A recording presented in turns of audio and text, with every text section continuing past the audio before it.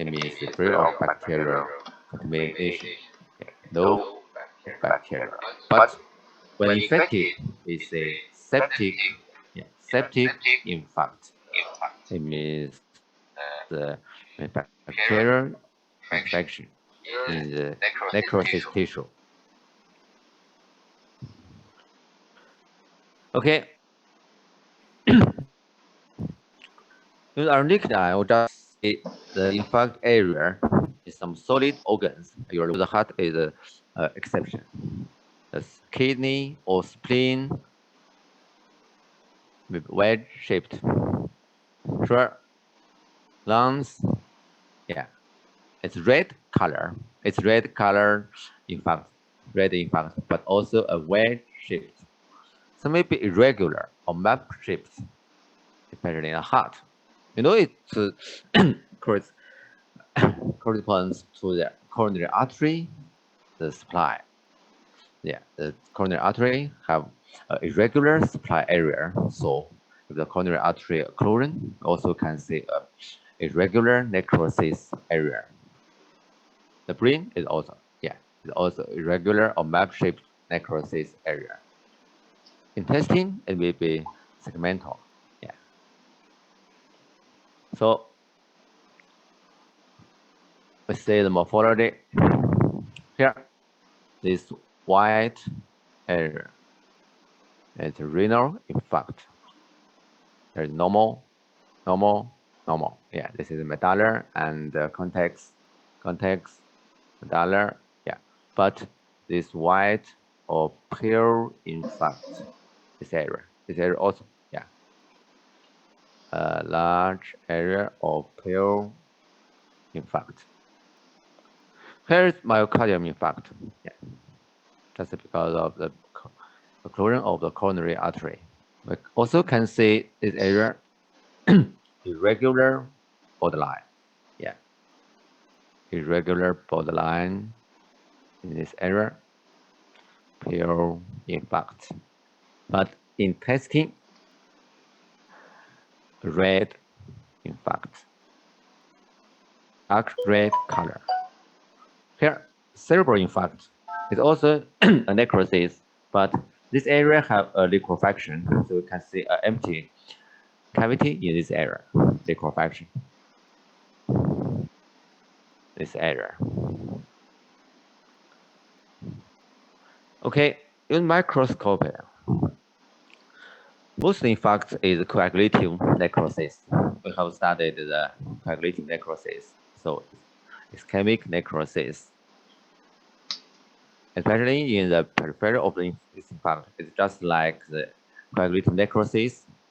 So maybe a fresh necrosis tissue, you can see an inflammatory reaction. So the borderline, we have the neutrophils and some monocyte or macrophages, and then maybe replaced by granulation tissue. Yeah, it's a repair. The necrosis area is replaced by granulation tissue and form the fibrous scar. Sure, after long time, maybe calcium deposit in this scar calcification. But we know the brain is exception. In cerebral infarct, it's a liquefactive necrosis.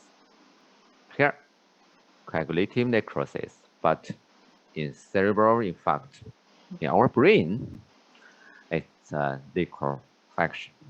Yeah, the liquefactive necrosis is followed by gliosis.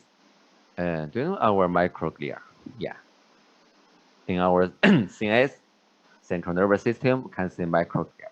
This microglia, this cells is just like the macrophage. Yeah. Have some necrosis tissue or some bleeding or some degeneration neurons in our brains, the microglia can just like the macrophage. Yeah. It's more and more degeneration and necrosis, tissue debris, and form fatty material in the cytoplasm. The given name is Gitter cells. Yeah, Gitter cells, it just means many fat proteins in the microglia cells. The cytoplasm have many fat droplets deposit. Here, the kidney, yeah, glomerular and tubulate around many tubulates, but this area is necrosis, coagulative necrosis area. Sure, we also can see the borderlines of the glomerular and some maybe proximal or distal tubes in this area, but no nuclear. We studied the necrosis tissue, the nuclear disappear. Here is myocardium infarct. It is a myocardium, but also no nuclear. Maybe you can find some nuclear in interstitial tissues. Yeah, this nuclear, yeah, this is inflammatory cells. Sometimes maybe the neutrophil or lymphocyte or monocyte in the interstitial tissues, but the myocardium is just a pink or red color. No nuclear. It means necrosis. Yeah. Here, intestine, more red blood cells. So let's say it's if we use our naked eye, we see a red color. This necrosis tissue have a red color appearance. Hemorrhagic, yeah, hemorrhage or bleeding in this necrosis area. It remains some blood. Yeah, this is some blood. Yes, in the mucosa also remains some blood, but more and more red blood cells in this area. Here is brain. Our brain, we can compare the right area. This area is necrosis. Here is normal. Yeah, this area is normal, but the empty area is necrosis area. Okay, you know, according to the color, we can divide it red or white. So the red infarct is also the result of venous occurrence, especially in the loose tissues. Yeah, some loose tissue or organs. In these organs or tissues, the blood can collect in the infarct zone. So when these tissues, the arteries of occurrence maybe have a bilateral circulation, can give more blood red cells in the necrosis area. Sometimes in tissues with pure circulations, lung and intestine have the dual circulation. And maybe have congested tissues, just like the pulmonary congestion. Yeah, if this patient also have a congestion in the lungs, and then the pulmonary artery occurrence also can cause a red infarct. And last one is the follow is re-established. This number 5. These conditions sometimes we can see the therapy of some disease. You know, when we therapy use a different method to therapy the emboli, maybe to dissolve the embolus, use the medicine. We know the urokinase. Yeah, if you use some medicine, just like the urokinase, to dissolve the embolus or thrombosis in the blood vessels, and maybe can form a re-established after infarction. And if the recannot these occludent blood vessels and some blood red cells can be re-established into the necrosis area. That's also called the red infarct. Okay, here of this area, but here is a brush mesenteric artery. a small branch chlorine can cause this area ischemia, but collateral congestion, this is congestion of the collateral blood vessels congestion. And this congestion can diffuse more and more blood red cells. So the color is red. You can see a red or dark red necrosis tissue. Here is a normal intestine. We can see normal color. This is our intestine, the fat. Here is the fat, but the normal color is this one. But the necrosis, the red, in fact, this area. Okay. Also the same figures, the intestinal infarct, the red color, red infarct. Microscopy, more and more blood red cells. And here is lungs, pulmonary infarct, this area. It's also a red or black red color, this area. Here is normal. This is a normal surface, normal cut face, but this area, you can see the borderline is also clear. Yeah, here is the border. It's also clear. With microscopy, here is the alveolar space and the septum, but the right area, this area is necrosis tissue. Here is necrosis area. The pulmonary infarct.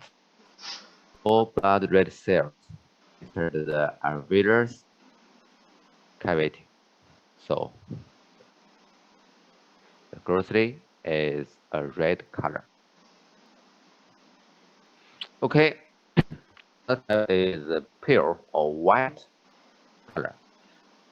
You know, the pale infarct is also some solid organs, heart, spleen, and kidney.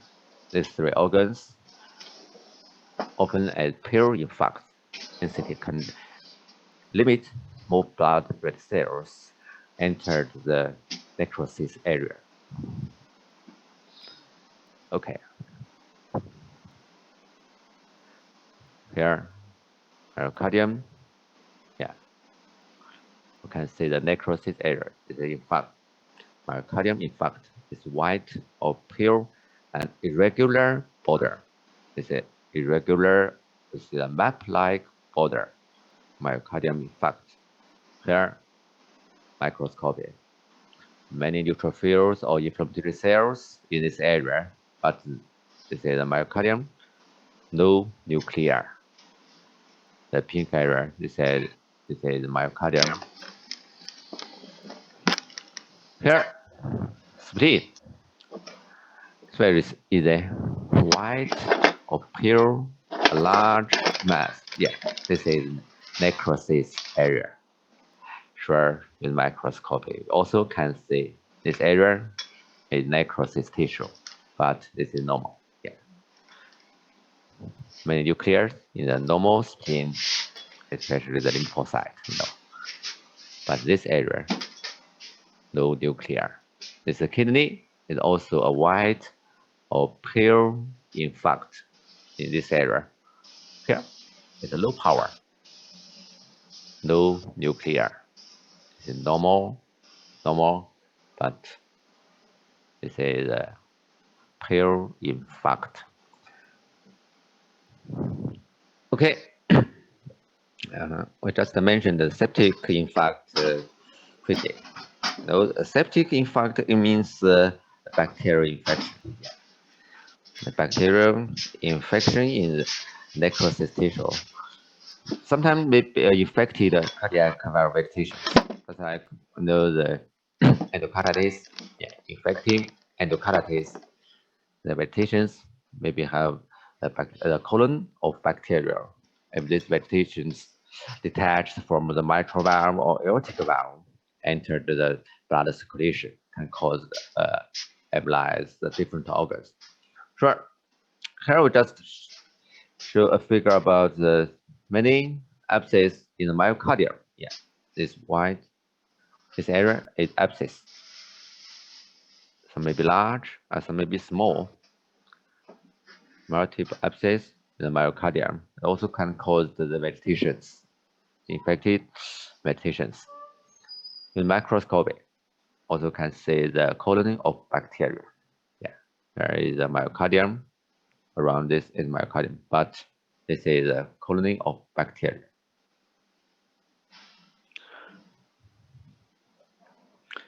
Many factors can influence infection. So we know a different organ and different tissue, and some may be the solid organ, and some may be a loose tissue or loose organs. If these organs, the blood vessel is different, maybe have a different result of the infarct. So the anatomy of the vessel supply is very important. Another influence risk factors is the rate of occurrence. Some may be a slowly occurring, some may be a rapid occurrence of the artery. So it's a different influence. And the last one, we know the different tissue or organs, especially our brain, our neuron, or maybe our myocardium, the neuron and myocardium is very sensitive to the hypoxia or ischemia. But some tissue or some cells is just like the fibroblast or fat cells. Yeah, the fibroblast and the fat cells maybe not have a vulnerability. So it's different. You know, our neurons, if that's the ischemia for 3 to 5 minutes, ischemia 3 to 5 minutes, our neurons maybe deterioration and ischemia and necrosis. And myocardium cell, myocardium maybe 20 to 30 minutes. Yeah.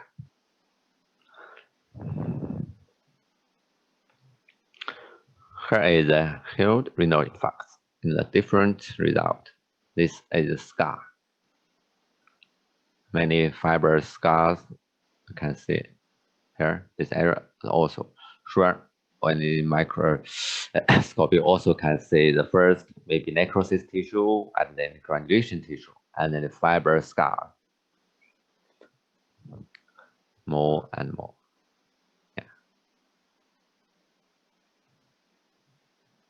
Okay. In this chapter, we just studied some morphology about the hemodynamic disorders, especially the congestions, thrombosis, thrombus, and today we study the embolies and embolism, and the last is infarction. Sure. I should give you a summary about these chapters. You know, first we studied the hyperemia and congestion. In this part, you know, the congestion, especially the chronic pulmonary congestion and the chronic peptic congestion is an important point. So we know the difference of hyperemia and the congestion. This one is active process and congestion is passive process. To remember these cells or these terms, heart failure cells. Yeah. In chronic pulmonary congestion, we can say the heart failure cells is a term. So the erythrocyte, blood red cells is macrophage. Yeah, the macrophage can imbibe more and more erythrocyte can form a heart failure cells. Microscopy can see a brown color. Yeah, the cytoplasm have many brown particles deposit. It's hemosiderin deposit. Nutmeg liver is also a term. Nutmeg liver, but we must know the nutmeg liver is a grossly appearance. It's not microscopic appearance. It's grossly appearance. We can say the chronic hepatic liver have a nutmeg appearance. Sure, in microscope, you can see some may be degeneration, fatty change of the liver cells. Some may be dilated sinusoid, but the nutmeg liver is just a grossly appearance, just like this one. Edema and hemorrhage is not an important point in this chapter, but we know that edema and hemorrhage is more common in clinical case. So I suggest you can study yourself. Edema may be caused by many factors. It's just the fluid in the cavities or maybe in our loose tissues. And the hemorrhage, it's very simple. Extravasation of the blood. Some may be external into the environment, or some may be internal. Okay, thrombosis. It's a pathological process. It's two terms, but it's different. Thrombosis, it means a pathological process. This process can form a solid mass. We named this mass as thrombus. So it's two terms. Okay, the virtuous triad to remember. The virtuous triad: endothelial injury and normal blood flow. The turbulent flow is looming, and the last one is hypercoagulability, especially in the DIC. The DIC patient can say the hypercoagulability. I remember I give you an example of the tumor. The cancer-related hypercoagulability, Crozer syndrome.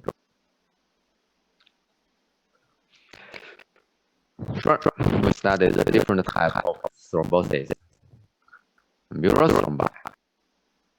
It means that on the left atrium or left ventricle, heart chamber, or some maybe aortic.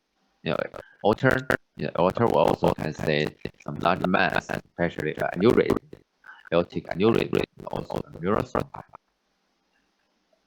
Another type is in artery, a coronary artery, or some branch of our cerebral arteries also can see the arterial thrombi. And the venous thrombi, especially in the leg, the lower extremities, you can see the DVT. The deep venous thrombosis can form the DVT. Vegetation, it means small thrombi, the valves, mitral valve and aortic valve. And more open. And the fibrous thrombi or microthrombi, it means the fibrin deposit in the capillary. It's micro, means the capillary circulation. Also can say multiple fibrin deposit. Sure. Affected also by some maybe dissolution and large propagation and detached embolization.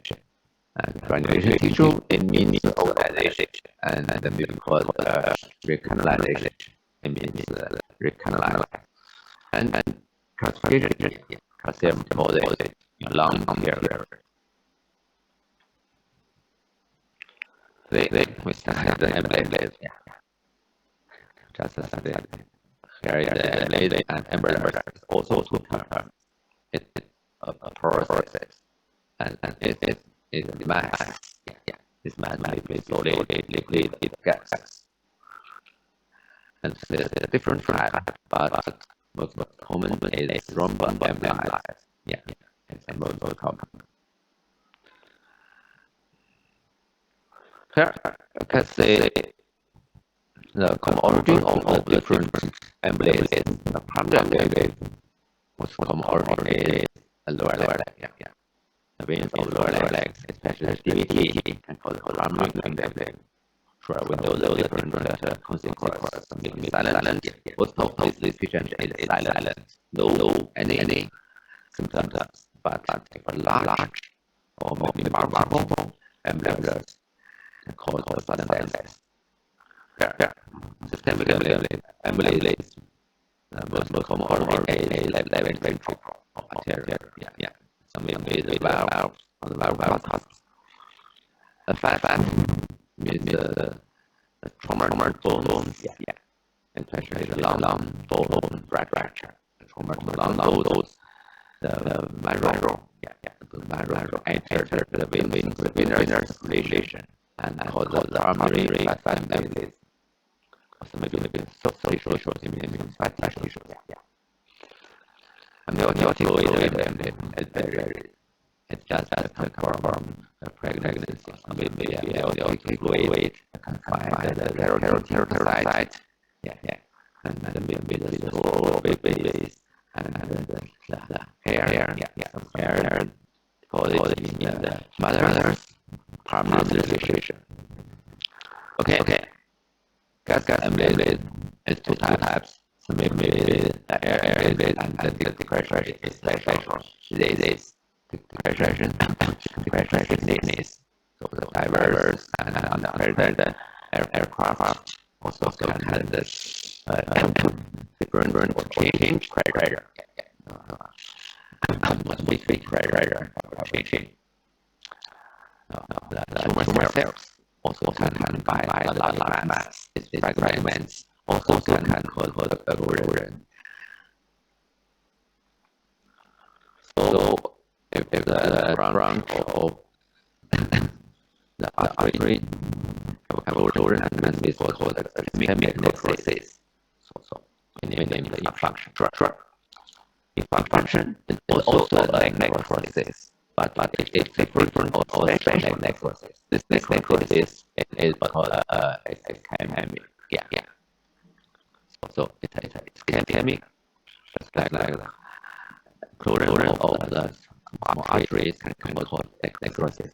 We can see that is a different type of necrosis. So many reasons can cause necrosis in the organs, but if this necrosis is caused by the ischemic, especially the closure of artery. So it's a fact. Okay. The peripheral thrombosis or peripheral emboli is the most common cause of malfunction. Here, lungs, intestine. We often see red or hemorrhagic infarct. Yeah, color is red. Necrosis tissue is red or bleeding. But in the solid organs like heart, kidney, you can see pale or white or anemic infarct. Yeah, solid organs. But here, it's the exception. Green, it's the exception. The cerebral infarct sometimes may be pale, but sometimes may be hemorrhagic. Pale or red. Why? Sure. The first may be pale because of the occlusion of some arteries, but if blood permeating in the tissue, some blood permeating in the necrosis tissue, we can see a red color of the necrosis area. And the last consequence is liquefactive. You know, most of this is coagulative necrosis, but the brain is liquefactive necrosis. So it's a different type of necrosis. Here. It's the last slides. We can see a process of our brain necrosis. And the first, it's less difficult to see. After 24 hours, 1 day, with our naked eye, it's also less difficult to see. This area, maybe the tissue have a slight swelling, but with microscopy, maybe you can see some early neuron damage and then the necrosis of neurons. Okay, and after a few days, you can see a border. This area, can you see this black line? After a few days, the necrosis tissue is soft. Yeah, it's liquid. It's soft to touch. Really pale. You notice pale, but maybe congested. So we see Sometimes may be pale infarct, but sometimes may be bleeding or hemorrhagic or red infarct in this area. And some blood can permeate in this area and cause a hemorrhagic infarct. Sure. You can see the organization and microglia cells and macrophages appear. And some around this border have a edema. Yeah. After weeks or months, also this area can form a scar, but this scar is a microglia proliferation. Yeah. Many microglia proliferation. You can see a numerous macrophage gliosis in this area. Stimulation and scarring.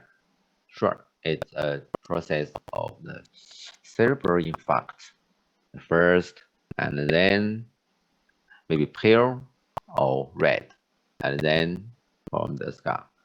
This scar is no granulation tissue. It's just microglia. It's just like the microglia can proliferation and form a scar in this area. Okay, that's all for this chapter. And then we take a break and change another teacher. Teacher Li give you a new chapters about inflammation. Okay. Okay, Laoshi. Thank you. Laoshi, can you send the PPT in the group, Laoshi? I have sent the PPT in the chat. Okay, Laoshi. Yeah. Thank you, Laoshi. Okay, JJ. I'll change the meeting folders. Next is teacher Li give you. So Okay, you don't Laoshi. quit. You don't Okay, quit the Laoshi. Zoom meeting. We use the same. Yes, Laoshi. Yes, Laoshi. Okay. Thank Okay, you. Laoshi. Thank you, Yes, Laoshi. Welcome, Laoshi.